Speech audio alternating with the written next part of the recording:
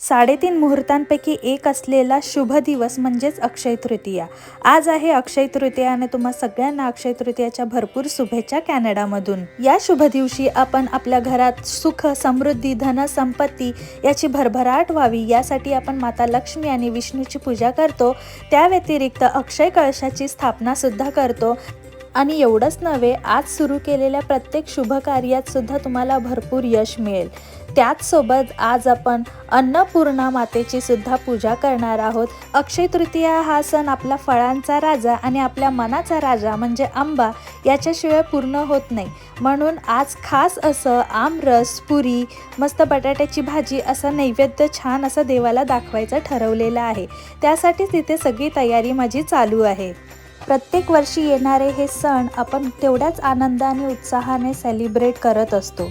तेवढ्याच आनंद आणि उत्साहाने आम्ही इथे कॅनडामध्ये अक्षय तृतीयाचं सेलिब्रेशन करत आहोत। नवीन वस्त्र घालणं, देवपूजा करणं, रांगोळी घालणं, छान छान देवासाठी नैवेद्य बनवणं, ही सगळी तयारी आमची इथे चालू आहे। आणि आज अवधूत सुद्धा मला इथे थोडीफार मदत करतोय। सगळं जेवण पूर्ण झाल्याच्या नंतर सगळ्यात आधी देवाला नैवेद्य दाखवण्यात आला।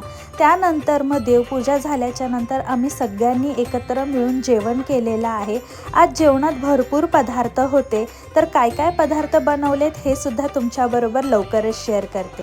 तर आजच्या थालीमध्ये आहे आमरस, पुरी, गुलाबजामुन, राईस, त्या व्यतिरिक्त बटाट्याची भाजी, तिखट डाळ, पालक आणि कांद्याची भजी आणि फ्राईम्स। तर असं हे ताट आपल्या इथे रेडी झालंय। सगळ्यांनी मिळून आम्ही छान असं जेवण पूर्ण केलं।